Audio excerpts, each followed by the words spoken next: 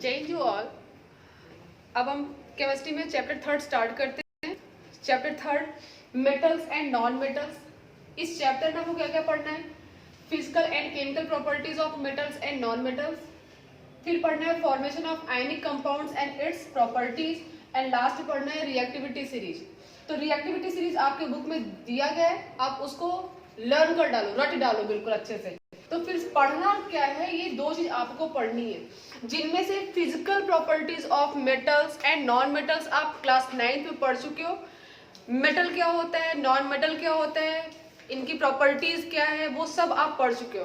But फिर भी हल्का सा आप लोग को फिर से एक बार से रिमाइंड करा देते हैं कि व्हाट इज मेटल। मेटल को डिफाइन करना हो तो बहुत से भी क्लास 10 में ये रिप्लाई कर रहे हैं कि metals are lustrous, ductile, malleable etcetera. तो आपको डेफिनेशन पूछा जा रहा है, ना कि उनकी प्रॉपर्टीज पूछी जा रही है। तो मेटल्स को डिफाइन करने के लिए आप लोग क्या डिफाइन करोगे? मेटल को डिफाइन करने के लिए आपको बताया गया है कि the substance which have tendency to lose electron and get positive charge, कि कोई भी सब्सटेंस जिनके पास इलेक्ट्रॉन को लूज करने की टेंडेंसी होती है और उन पर पॉजिटिव चार्ज आता है, वो क्या कहलाते हैं? मेटल कहलाते हैं। For example sodium, next potassium, calcium, zinc, aluminium etcetera, ये सब क्या है? हमारे मेटल है। ये क्या करते हैं? इन सब के पास इलेक्ट्रॉन को लूज करने की टेंडेंसी होती है। इलेक्ट्रॉन लूज किस कंडीशन में करता है और क्यों करता है, ये भी बताया गया है कि कोई भी एलिमेंट इलेक्ट्रॉन लूज क्यों करता है? स्टेबल होने के लिए करता है। किस कंडीशन में वो इलेक्ट्रॉन लूज करते हैं? तो जब भी एलिमेंट के आउटर मोस्ट शेल में 1, 2 एंड 3 इलेक्ट्रॉन आएंगे, तो ये वो एलिमेंट, जिस एलिमेंट के आउटर सेल में 1, 2, 3 इलेक्ट्रॉन आएगा, वो एलिमेंट इलेक्ट्रॉन को लूज करने की टेंडेंसी रखता है। ठीक है, अगर एलिमेंट के आउटर मोस्ट सेल में 5, 6, 7 आएगा, तो वो एलिमेंट इलेक्ट्रॉन को गेन करने की टेंडेंसी रखता है। फॉर एग्जाम्पल दो एग्जाम्पल ले रहे हैं दोनों का। सपोज सोडियम, चलिए सोडियम एटॉमिक नंबर 11, शेल आपको पता है KLMN। सोडियम के पास कितने इलेक्ट्रॉन है? एटॉमिक नंबर 11, तो इलेक्ट्रॉन कितने? 11, 2, A, 1। बहुत से बच्चे इसको समझ रहे होंगे, बहुत से बच्चे, मोस्ट ऑफ द स्टूडेंट समझ नहीं रहे होंगे, क्योंकि वो क्लास को बहुत ही लाइटली लेते हैं। तो मैं इसको भी रिपीट कर रही हूँ, ये जो शेल है, इलेक्ट्रॉन्स को सेल में फिल किया जाता है। फिर आपको पता है कि फर्स्ट शेल मीन जो K शेल है, उसकी लिमिटेशन कितने इलेक्ट्रॉन को फिल करने की होती है? 2 इलेक्ट्रॉन को फिल करने की होती है। तो सोडियम के पास 11 इलेक्ट्रॉन है, जिनमें से 2 इलेक्ट्रॉन मैंने K शेल में फिल कर दिया। बचे कितने? अभी 9 इलेक्ट्रॉन बचे। तो जो 9 इलेक्ट्रॉन बचा हुआ है, उसको मैं डायरेक्ट L सेल में ट्रांसफर नहीं कर सकती हूँ। क्यों नहीं कर सकती? क्योंकि L सेल की लिमिटेशन कितने इलेक्ट्रॉन को फिल करने की है? 8 इलेक्ट्रॉन को फिल करने की है। तो L सेल में हमने 8 इलेक्ट्रॉन फिल कर दिया। अभी इनका जो लिमिटेशन था वो कंप्लीट हो चुका है। तो 8 to 10 बचा कितने इलेक्ट्रॉन? 1। तो 1 हमने कहां पे ट्रांसफर किया? M शेल में। तो यही क्या हो गया? सोडियम का वैलेंस शेल क्या हो गया? M। और M शेल में कितने इलेक्ट्रॉन है? 1। तो अभी आपको बताया गया कि जिस एलिमेंट के आउटर शेल में 1, 2, 3 इलेक्ट्रॉन आते हैं, वो एलिमेंट इलेक्ट्रॉन को लूज करने की टेंडेंसी रखता है। मींस सोडियम क्या करेंगे? 1 इलेक्ट्रॉन लूज कर देंगे। तो सोडियम ने 1 इलेक्ट्रॉन लूज कर दिया, तो अभी इनकी इस कंडीशन में इनके पास कितने इलेक्ट्रॉन हो गए? 10 हो गए। ठीक है, कितने इलेक्ट्रॉन हो गए? 10 हो गए। अब 2, 8, तो जब 1 इलेक्ट्रॉन इसने लूज कर दिया, तो अब इस कंडीशन में सोडियम का आउटर सेल क्या है? क्या है? L सेल है।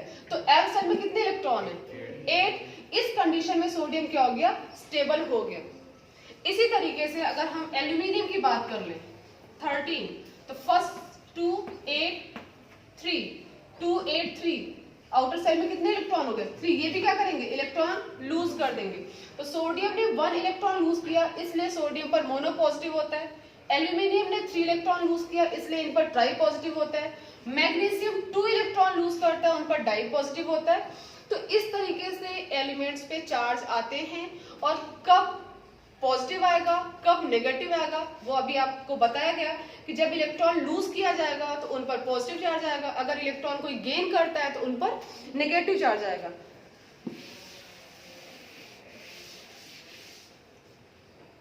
ये तो अपने मेटल का देख लिया, एक दो एग्जांपल आप नॉन मेटल का भी देख लो। नॉन मेटल किसे कहते हैं? The elements having tendency to gain the electron and get negative charge. जिस एलिमेंट की टेंडेंसी इलेक्ट्रॉन को गेन करने की होती है और उन पर नेगेटिव चार्ज आता है। और अभी आपको बताया गया कि एलिमेंट के आउटर शेल में अगर 5, 6, 7 इलेक्ट्रॉन आते हैं तो वो इलेक्ट्रॉन क्या करेंगे? गेन करेंगे। तो क्लोरीन या चलिए हम नाइट्रोजन लेते हैं 7। नाइट्रोजन का एटॉमिक नंबर कितना होता है? 7। तो के शेल में 2, रिमेन इलेक्ट्रॉन एल सेल में चला गया तो 2, 5। नाइट्रोजन का आउटर सेल कौन सा हुआ? एल सेल हुआ। एल सेल में कितने इलेक्ट्रॉन? 5। अभी आपको बताया गया कि आउटर सेल में 5 या 6 या 7 इलेक्ट्रॉन होंगे तो वो एलिमेंट इलेक्ट्रॉन गेन करेगा। तो नाइट्रोजन क्या करेंगे? स्टेबल होने के लिए, अपना ऑक्टेट कंप्लीट करने के लिए 3 इलेक्ट्रॉन गेन करेंगे। तो नाइट्रोजन क्या करेगा? 3 इलेक्ट्रॉन गेन करने की टेंडेंसी रख रहा है तो इन पर ट्राई नेगेटिव चार्ज आएगा। ठीक है। अगर ऑक्सीजन की बात करें, एटॉमिक नंबर 8, तो first 2 and second shell 6। Oxygen का आउटर सेल क्या है? एल। एल में कितने इलेक्ट्रॉन है? 6। तो आउटर सेल में 6 इलेक्ट्रॉन आ रहा है तो वो क्या करेगा? इलेक्ट्रॉन गेन करेगा। ऑक्टेट कंप्लीट करने के लिए कितने इलेक्ट्रॉन गेन करेगा? 2 इलेक्ट्रॉन गेन करेगा। ठीक है। तो इसलिए इन पर क्या आएगा? नेगेटिव चार्ज आएगा। और कितना नेगेटिव आएगा? 2 नेगेटिव आएगा। नेक्स्ट हम लेते हैं क्लोरीन 17, 2, 8, 7। क्लोरीन का आउटर सेल क्या है? एम शेल है। एम सेल में कितने इलेक्ट्रॉन? 7। तो आउटर सेल में 7 इलेक्ट्रॉन है, कितना इलेक्ट्रॉन गेन करेगा ऑक्टेट कंप्लीट करने के लिए? 1। तो क्लोरीन में कितना चार्ज आता है? मोनोनेगेटिव।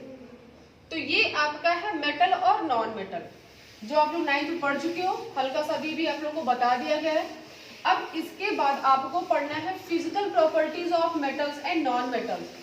तो physical properties of metals and non metals आपके बुक में दिया गया है कि मेटल्स क्या होते हैं? जनरली सॉलिड होते हैं, बट मरकरी वो मेटल होता है लेकिन लिक्विड होता है रूम टेम्परेचर पे। ठीक है। फिर आप metals are ductile, sonorous, lustrous, malleable.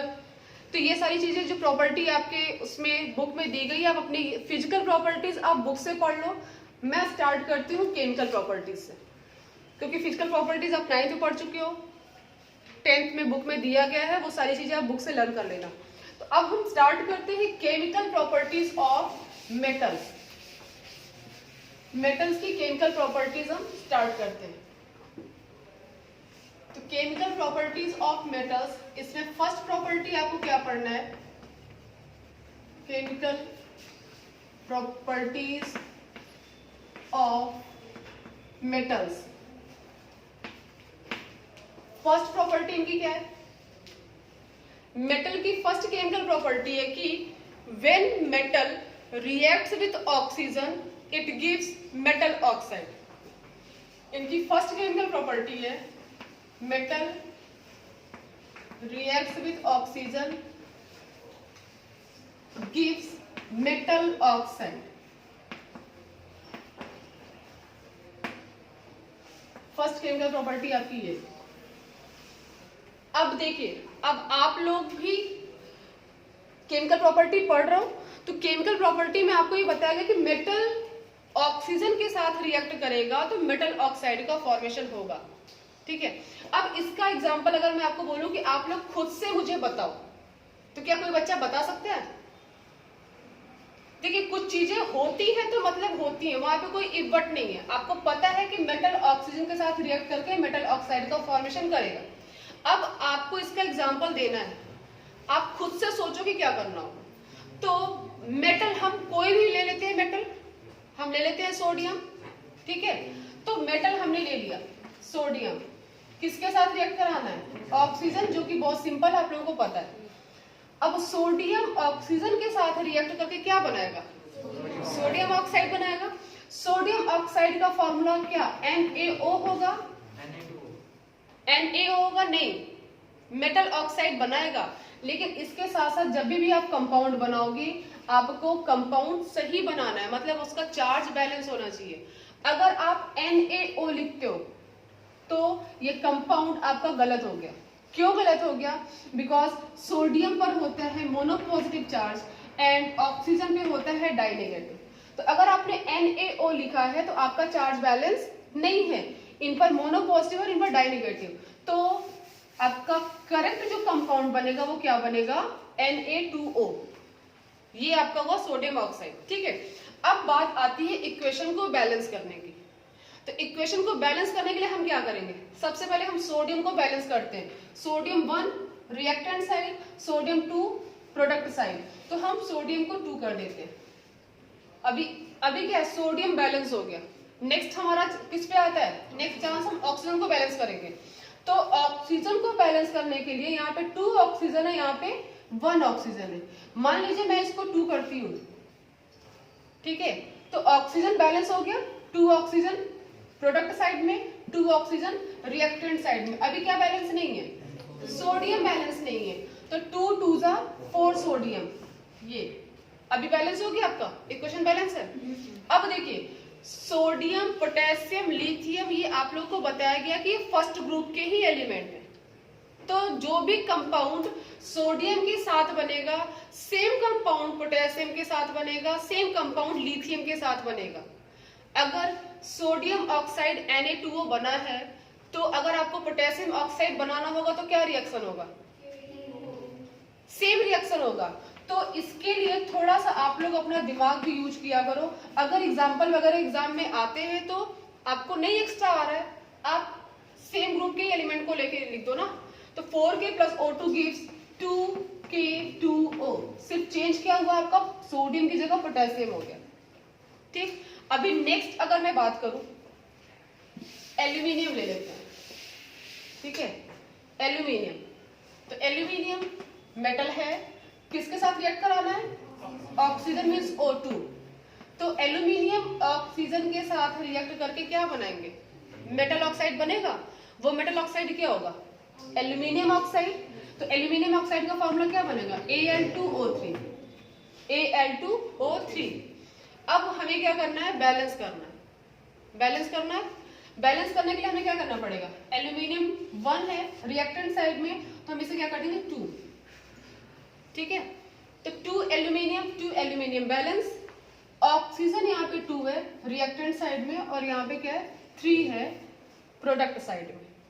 तो अगर हम इनको क्या करें? 2 यहाँ पे करते हैं तो 4 ऑक्सीजन यहाँ पे होगा, यहाँ पे 3 होगा। 3 करके देखते हैं, 3 2 जा 6। अगर हम यहाँ पे कर दे 2 तो 2 3 जा 6। ऑक्सीजन बैलेंस, एल्यूमिनियम बैलेंस है? नहीं बैलेंस है। अगर हम 4 एल्यूमिनियम कर दे तो इक्वेशन बैलेंस हो गया? बैलेंस हो गया। ठीक है, नेक्स्ट हम आ जाते हैं जिंक पे। जिंक नहीं समझ आ रहा है? Plus oxygen gives what? Zinc oxide. Formula क्या होगा? ZnO। जिंक पे डाई पॉजिटिव होता है ना और ऑक्सीजन पे डाई नेगेटिव, तो जो हमारा फॉर्मूला बनेगा क्या बनेगा? ZnO बनेगा। इक्वेशन बैलेंस है? नहीं है। सीधे दिख रहा है कि ऑक्सीजन यहाँ पे 2 है, यहाँ पे 1 है, तो 2ZnO and 2Zn। Equation balance है। जिंक भी बैलेंस है और ऑक्सीजन भी बैलेंस है। अब इसके बाद आपको ये पता है, आप 9th में एक एक्सपेरिमेंट में देखे भी थे कि और फर्स्ट चैप्टर से लेके बताया जा रहा, सेकंड चैप्टर में बताया गया कि metal oxide shows basic nature. जो मेटल ऑक्साइड या मेटल हाइड्रोक्साइड होते हैं वो बेसिक नेचर को शो करते हैं, लेकिन कुछ मेटल ऑक्साइड ऐसे होते हैं जो एसिडिक एंड बेसिक दोनों नेचर को शो करते हैं। ठीक है, metal oxide generally basic nature को शो करते हैं, बट कुछ मेटल ऑक्साइड ऐसे होते हैं जो एसिडिक और बेसिक दोनों नेचर को शो करते हैं, like aluminium oxide and zinc oxide. ये क्या करते हैं? एसिडिक नेचर को भी शो करते हैं और बेसिक नेचर को भी शो करते हैं, दोनों ही। तो ऐसे ऑक्साइड को हम क्या कहते हैं? एम्फोटेरिक ऑक्साइड कहते हैं। एम्फोटेरिक ऑक्साइड कहते हैं। ये पूछता भी है, कभी कभी एक नंबर में पूछ देता है एम्फोटेरिक ऑक्साइड क्या होता है। तो वो सब्सटेंस जो एसिडिक एंड बेसिक दोनों नेचर को शो करते हैं उन्हें हम क्या कहते हैं, एम्फोटेरिक ऑक्साइड कहते हैं। या वो मेटल ऑक्साइड जो बेसिक और एसिडिक दोनों नेचर को शो करते हैं उन्हें हम एम्फोटेरिक ऑक्साइड कहते हैं। इस कैसे होगा इनका रिएक्शन हम नेक्स्ट वीडियो में बताएंगे, ये वीडियो लंबा हो रहा है।